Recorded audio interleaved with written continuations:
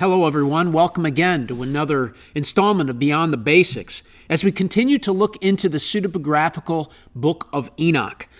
We find ourselves today looking at an interesting character.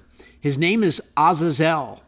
The Bible makes reference to this Azazel. The Jews have a ritualistic, a religious ceremony that's in the Bible dedicated to this Azazel. In some English translations, it's translated to scapegoat.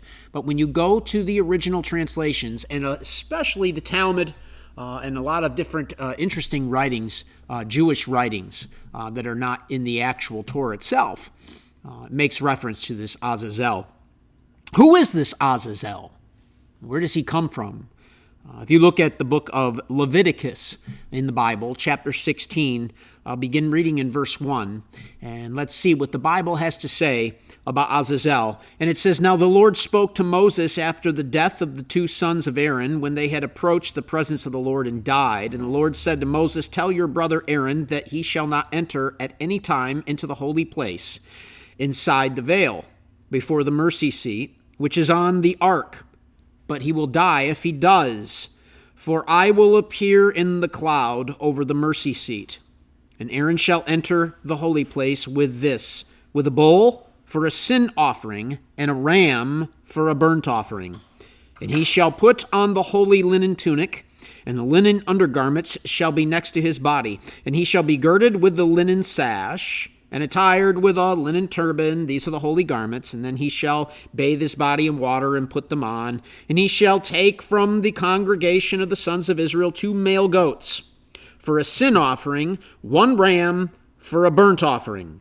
And then Aaron shall offer the bull for the sin offering, which is for himself, that he may make atonement for himself and for his household. And he shall take 2 goats and present them before the Lord at the doorway of the tent of meeting. And Aaron shall cast lots for the 2 goats, which is kind of like our day. It would be like rolling a dice. It's chance. Shall cast lots for the 2 goats, 1 lot for the Lord, and the other lot for, many versions say, scapegoat. But when you translate that word, and it's 5799 in your Strongs, what it comes down to is the word Azazel. It's a name. Who is Azazel? Nothing else really is written about Azazel in the Bible. Yet here it is in the Bible.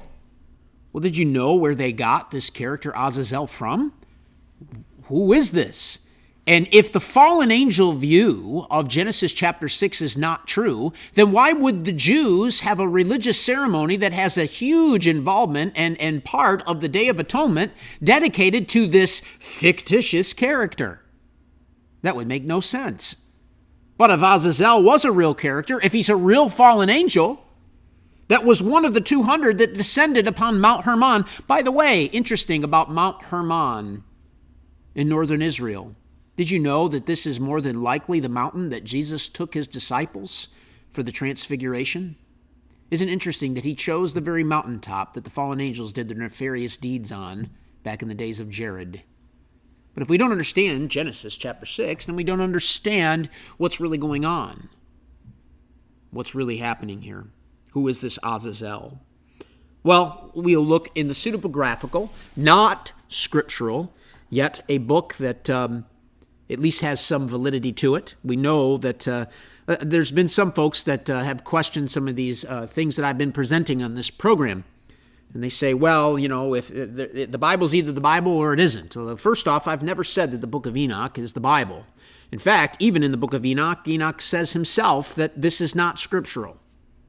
You know, the Bible hadn't even been written yet. The Spirit of God had not been teaching men things and telling them to write these things down. Enoch even makes reference and says, in the future, men will be given books. Humans will be given books that are inspired by God. These will be the things that will teach them all the ways of holiness and salvation unto the Lord. He does not say that this book is one of them, but it's just a commentary. It's a prophecy. And we kind of have this idea that it's either all or nothing. The things that are in the Bible are completely God's word for salvation. It's base instructions before leaving earth. That's a little acronym we like to use. But there's other writings that are also completely anathema, completely evil. You know, they derive from the evil one. But then there's also other writings as well. And just because something's not in the Bible, we do it in church all the time. We read Christian authors. They make reference to the Bible, they quote the Bible, they teach us Christian things, but we wouldn't say they're biblical. Why would that be any different with this book? So that's the argument that I'm making. And so here in the book of Enoch, we see chapter 8. It talks about this Azazel. He's one of these fallen angels. Chapter 7, we talked about that last week. Well, now Azazel taught men to make swords, knives, shields, and armor for metals of the earth. And he taught the women how to see behind them and how to make bracelets and ornaments and all other kinds of jewelry using precious stones and the beautifying of their eyes with makeup of various colors, and led them astray into fornication and ungodliness, and they became corrupt in all their ways. So it's a basic way, an ancient way of saying he taught them how to be loose with men's emotions and leading them astray into sensuality and temptation. And then it goes on to these other things. This Azazel is mentioned specifically. This is the one and the same character that the Bible makes reference to, that they were to send a goat into the wilderness for Azazel. Why? If he didn't exist? Why, if he wasn't so nefarious? This Azazel ritual is made reference in the book of Enoch, chapter 10, beginning in verse 4. The Lord said to Raphael, one of these angels, "Bind Azazel hand and foot and cast him into the wilderness, into the utter darkness. Make an opening in the desert, in Dudael, and bind him there. And place upon him rough and jagged rocks, and cover him with darkness, and let him abide there forever, and cover his face that he may not see the light.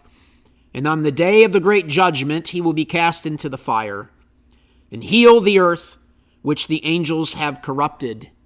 And proclaim the healing of the earth, that I will heal it." Listen, he's saying to the angels, heal the earth. He's saying to the angels, judge the earth. He's saying to the angels, do these things, pronounce these things. What do we see in the book of Revelation? The angels with the trumpet judgments. They're the ones that judge. They're the ones that they take part in this.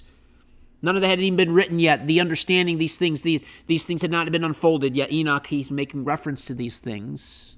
And even if it is true that Enoch didn't write it and it was written hundreds of years, 200, 300 years before Jesus, even that is remarkable in and of itself, that all these parallels would be there before John was even born and wrote Revelation.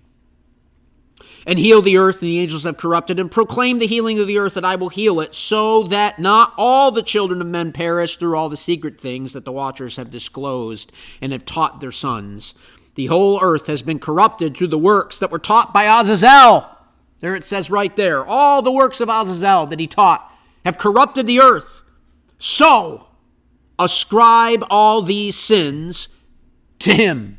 That is the ritual of Azazel. It is the high priest ascribing the sins of the world, ascribing the sins of the Jews annually on Azazel. Why would he do that if Azazel is not real? And Azazel is only described in detail in this book.